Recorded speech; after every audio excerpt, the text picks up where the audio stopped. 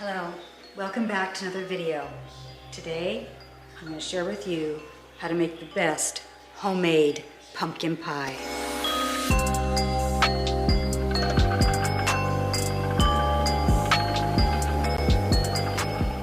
Hello everybody. Today, I'm going to share with you the secret about Mom's Best Pumpkin Pie and what you need to get ahead of time so you have everything you need to make that wonderful pumpkin pie. So I want to point out that we're going to be using the Libby's Pumpkin Pie Pure 100% Natural Pumpkin Pie Mix. And on the back is a recipe that you're going to be following.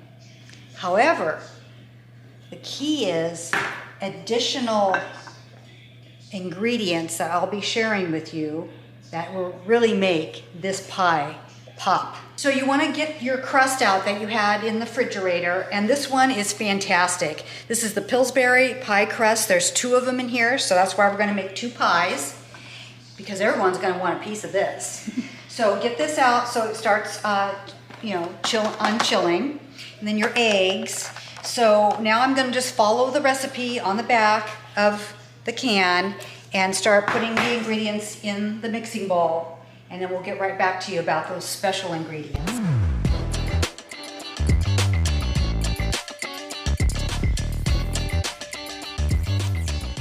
So the secret about enhancing the flavor of your pumpkin pie is to add these 4 ingredients. And I'm gonna do a teaspoon of each. So it's gonna be ground cloves, ground allspice, ground ginger, and vanilla.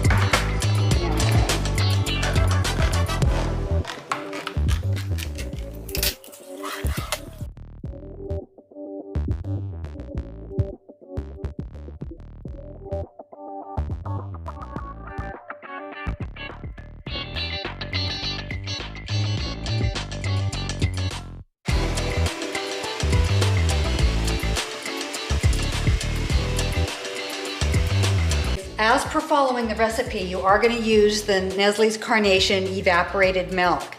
The recipe calls for 2 cans, so they're each 12 ounces. They call for 24 ounces of the evaporated milk. However, it makes a little bit runny, and so I found that using 1.5 makes it more of a pumpkin custard texture, and it's just as tasty as ever. So up to you, your preference. If you want a more kind of liquid, runny pie, which I don't think they enjoy that, but the more kind of custard feel, if you want to use 1.5 cans.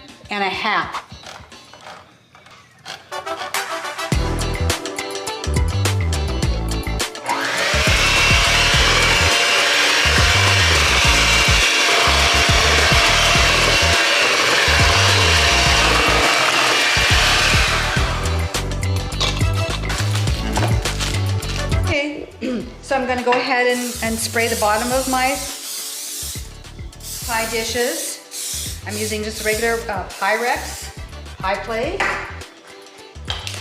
And then again, the Pillsbury crust. And then how do you get this started is you kind of just lift gently, kind of work your way here to the center. So you can grab it there and then just easily kind of gently unroll it here. I keep my hand at the top here and then just unroll like so. All right, and just center it in there. Kind of move it around a little bit so you've got everything all centered. And then you're going to want to fold over the edges. You just kind of put your finger in like so, and then push with the other finger to fold it over.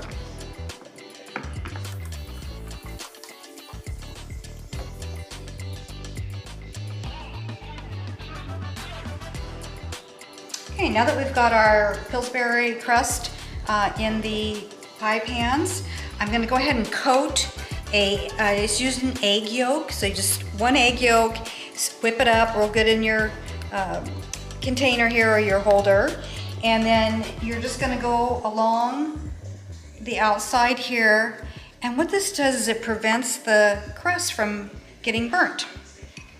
So really key point here to having a beautiful pie and your crust looking wonderful and not burning.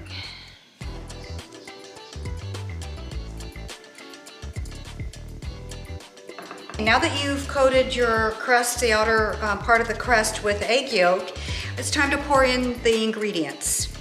So you can just start pouring. Now you do not want to go over the edges. So just slowly pour in, let it settle a little bit, and come over here to the second crust. And I usually do not use the entire amount that's in my bowl here because I don't want it to go over the edges of my pie. So just a little bit more to this one. So we've filled our pie shells, and you see I have quite a bit still left over. Could probably even make a third pie. But anyway, so don't worry that you haven't used all of your pumpkin pie mix here. So it's ready to go in the oven. We've preheated the oven to 350. This is another thing I want to mention is the instructions on the back of the can do mention a different technique of cooking a pumpkin pie. I've tried what they recommend, but I stick with the good old 350 degrees for 1 hour.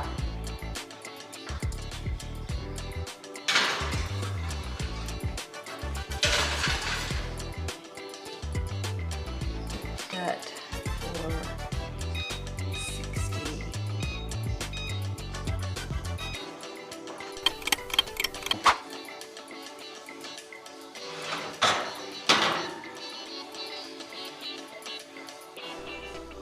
So set your pumpkin pies on a towel or heat-resistant pad.